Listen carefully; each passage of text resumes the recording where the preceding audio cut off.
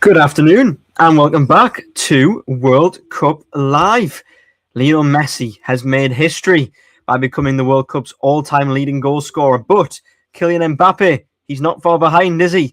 As both Argentina and France win. Plus, Norway edge a thriller against Senegal. And today, pressure on Portugal and England looking to maintain their status as one of the favourites too. I'm Daniel Wales. It's 2:15 here in the United Kingdom. Let's get you caught up with the headlines in 60 seconds.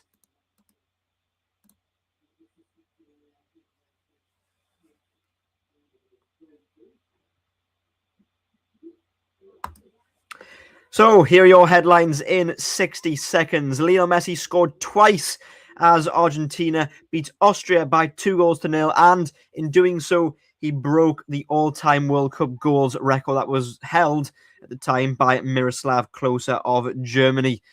France made it 2 wins from 2, a 3-0 victory over Iraq, with Kylian Mbappe scoring twice and Ousmane Dembele grabbing the third. Norway, they beat Senegal by 3-2. Erling Haaland with another brace, and Algeria came from behind to defeat Jordan by 2-1.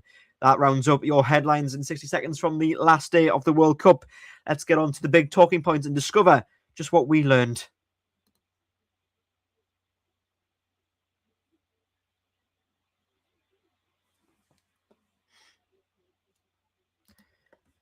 So let's start with Argentina then. And of course, where else can we start but Lionel Messi?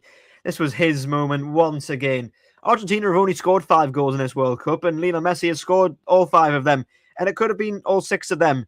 2 goals he scored in the game against Austria, but it could have been another hat-trick. It could have been back-to-back hat-tricks if he had not missed a penalty within the first 10 minutes of the match, putting it wide. It's strange, isn't it, how quite possibly the greatest player of all time, actually, his penalty record isn't brilliant, which seems really strange to say. But miss it he did, put it wide. Not a great penalty by any stretch. Did the stuttered run up, which, didn't help Harry Kane against Croatia until he was given a second chance, but certainly didn't help Eberechi Eze against PSG in the Champions League final. I just don't like stuttered run ups, and even Lionel Messi is falling foul of it. Just stop it. Just hit it properly. To anyone watching, just hit the ball. But yes, of course, he responded from that with typical Lionel Messi style, scoring 2, the first goal in the first half, coming in, and as the ball was pulled back, slotting it into the bottom corner. Suddenly, he was the headline once again. That made him the World Cup's all-time leading goal scorer, that first goal, and he extended that advantage by getting another in stoppage time at the end of the match as well. Professional from Argentina. Ultimately, they weren't perhaps as good as they had been against Algeria, but they did enough. Austria, perhaps, as I said yesterday, was going to be a more dangerous opponent. Austria didn't actually create a lot of chances, but they made it more difficult for Argentina than Algeria had done. So that's all we have to say about Lionel Messi. Certainly, whether he's the greatest of all time, it's debatable. I mean, I still think Maradona's up there. I don't think Ronaldo's in this conversation as good as he has been, and Ronaldo's showing at this World Cup as well. Perhaps just how far away Messi is, even at this stage of their career, as to where they are. But what can we learn about Argentina? Well, they're still maintaining their status as one of the favourites for this tournament. Obviously, as the defending champions, when you've got someone like Lionel Messi, you can't not be counted as one of the favourites, I guess, to be honest. They didn't hit top gear, but I don't think they needed to hit top gear in this game. Even though Austria made it difficult for them, Argentina looked always relatively comfortable. Austria never really had any chances to speak of. So, moving on to France. What did we learn from this game? Well, firstly, what we learned is that the weather finally had an impact at one of the games in Philadelphia, with, of course, the halftime interval lasting for about an hour and a half. I think it was in the end because of lightning in the Philadelphia area. So that meant that the game was severely delayed. It was 1-0 at halftime to France with Mbappe scoring, but then he got a second early in the second half, an Iraq mistake before Ousmane Dembele added the third, and that was that for France. It was relatively controlled all the way through. Iraq, they had little skirmishes, but never really anything of huge note, to be honest. And what can we say we learned? Well, again, hard to say when they were playing against an opponent like Iraq. No disrespect to Iraq, but that they're not saying Argentina or England or Spain. for France. Same with Argentina, of course, as well. So we can learn that they're still on form, of course. And as much as they're not playing against the best of opponents, they're building momentum, which, of course, is, as we know, key in tournament football. Mbappe, well, he's not far behind Lionel Messi. We'll come to this a little bit later on in terms of the all-time World Cup goal-scoring record, but he looks sharp, doesn't he? And so do the France attack around him. Although, is it a little bit disjointed? I'm not entirely sure. Maybe they'll get tested more against a better defence, but Argentina, I thought, looked beatable in that game. I didn't think they were brilliant to the same extent. I didn't think France were brilliant, but both sides probably didn't get out of second gear. So it's hard to judge where we're at, but all we can say is that they are building momentum, I think, at this stage. And then, of course, other quick hits in terms of Norway and Algeria. Norway and Senegal producing one of the games of the tournament so far, 3-2. Pedersen scoring early on for Norway before Haaland made it 2. Then Ismail Assar got on the score sheet for Senegal, 2-1, but then Haaland again, and then Ismail Assar right towards the end. So it was a really interesting game. Senegal pushed them all the way, and crucially, Senegal still can qualify for the next round if they win their final game against Austria. But of course, that depends. They can win that game and be on 3 points, but they might still not go through. They can finish third, but ultimately depends on what happens elsewhere in other groups. But Norway, they are through. And it also means that France or Norway could still top that group as well, depending on who wins the final game, because, of course, they haven't played each other yet. So it's basically a winner-takes-all in terms of topping that group. Both on 6 points, both guaranteed as the two top finishers in that group, both through to the knockout rounds. But who tops the group is still up for grabs. As for Algeria, well, they got themselves a crucial 3 points. Fair play to them. They came from behind in the second half to defeat Jordan by 2-1. Really good from them, has to be said. Gives themselves a chance of getting through to the next round. In the same group as Austria and as Argentina. Of course, sorry, did I say Norway played? I was wrong there. Norway, of course, play. Who do Norway play in the final game? Sorry, France, of course, that's what I meant. Yeah, and Senegal. I meant Senegal. They play Austria in their final game. Did I say that right? I think I said that right in the end. Anyway, you get the picture. And then in the other group, of course, Algeria, they've got a chance of getting through in their final game. So, yeah, it puts them level with Austria. Jordan, I think, is that them out now? I think it might well be them out now. But never mind. Fair play to Algeria. Gives themselves half a chance at least. Let's move on then to Spotlight.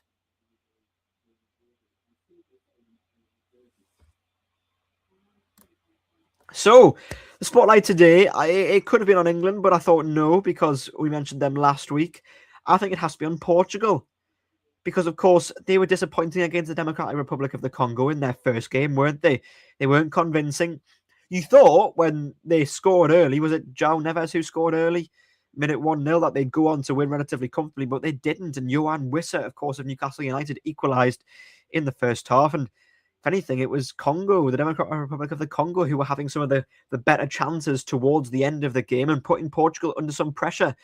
Now, Portugal, fair play to them. They do have a more easy, perhaps, game against Uzbekistan to come. But you could argue that Congo and Uzbekistan, either way, you should be probably beating both of them, but they didn't beat Congo.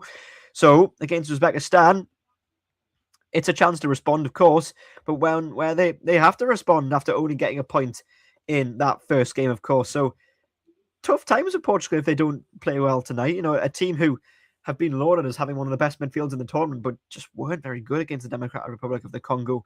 Congo, of course, fair play to them. They got a deserved draw, could have had more, but the pressure is on Portugal because, of course, Congo weren't expected to do that. Portugal were expected to win and didn't.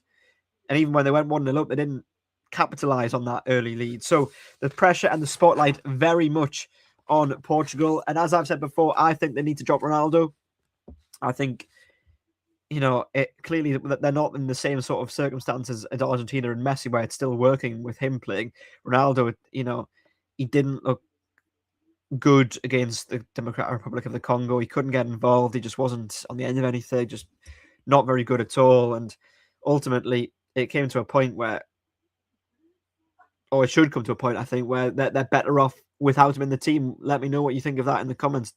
Are Portugal better off without Ronaldo now? And is he perhaps, if anything, hindering them and holding them back? Do let me know if you have a thought on that. But in the meantime, let's get on to the rest of today's big games.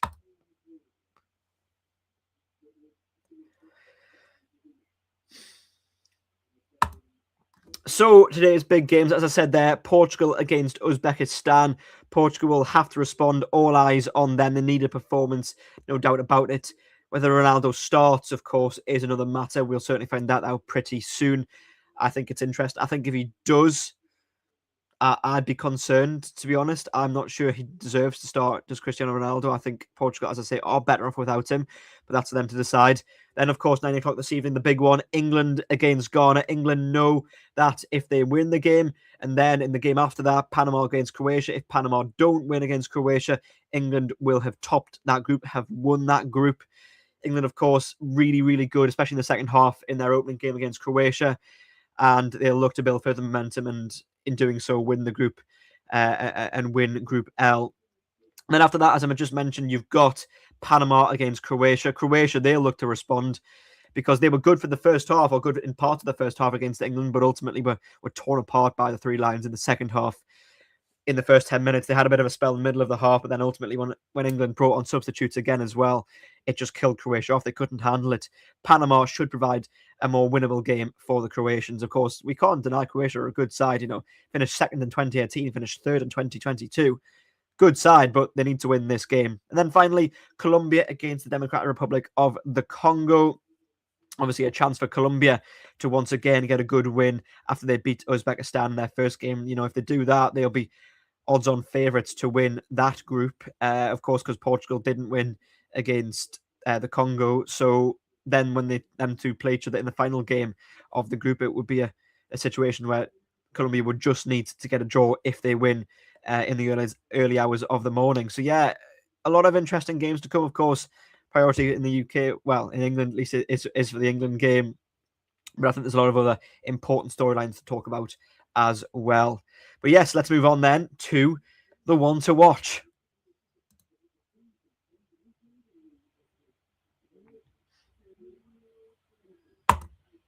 So today's one to watch is Jude Bellingham. Now, it seems a pretty obvious choice, to be fair, but I thought he made England tick really well against Croatia. Now, of course, you can praise Harry Kane for his 2 goals. You can praise Elliot Anderson, and I think Elliot Anderson does deserve praise for making England sort of be that engine in the middle of the field and winning the ball back and progressing it, always with looking to play positive passes upfield. And I think that's what England have missed at times. Obviously, Declan Rice had a good game too. But I think Jude Bellingham, just with that goal he scored early in the second half, driving on the right wing and ultimately scoring. And, yes, he gave the ball away to an extent for Croatia's first equaliser, but I think overall, him alongside the likes of Kane Anderson and, that spine of the team, I think it's so important. And Bellingham, I think, just with his youthful energy and his ability to run with the ball and the way he just doesn't get knocked off it with ease and his skill as well, we can't forget that, and his composure.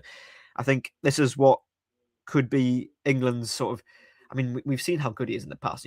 He's been at England sort of mainstay for the past few years now. This is his 4th tournament and he's 22.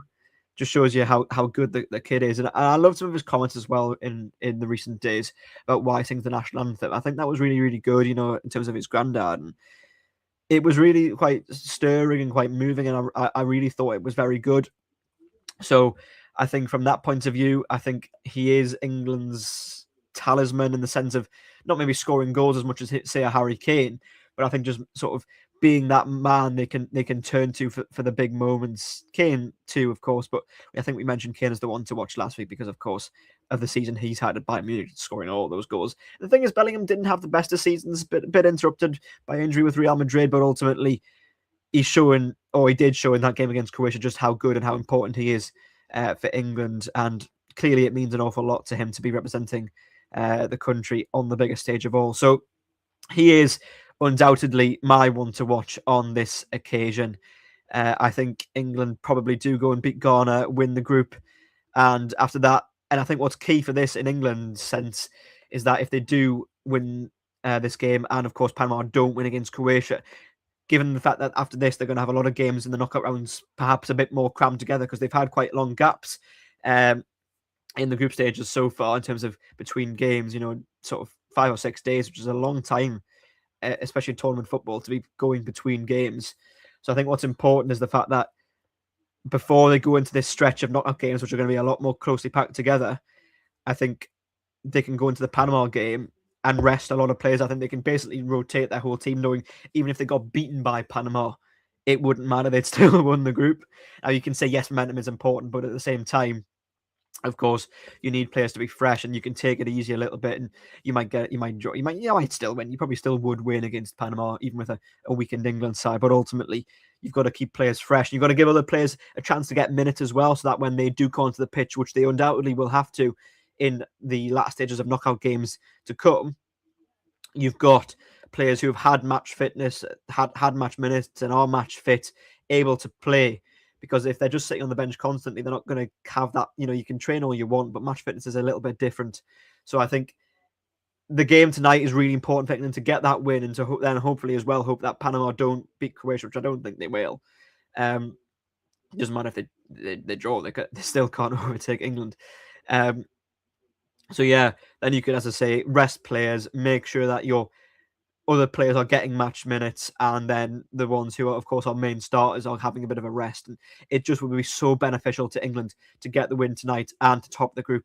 So beneficial indeed. Now, of course, topping the group bit is out of their hands, but at least get the win and secure your passage through to the knockout rounds, and then hope that Panama don't win. But yeah, with that being said, Bellingham is the one to watch, and as I say, he might not start against Panama if England do win and top the group. So this is his chance to make sure to prove his case, because the chances are Morgan Rogers will probably start against Panama if that is the case. But yeah, that is the one to watch. It is Jude Bellingham. Let's move on then to what is today's big question.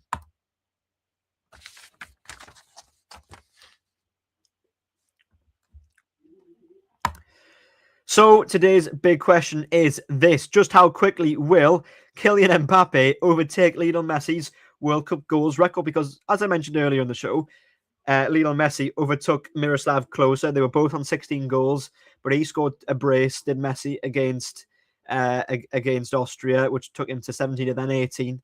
But Mbappe then scored a brace against Iraq, and then that's put him on 16. He's only 2 behind. He's already tied with Klose.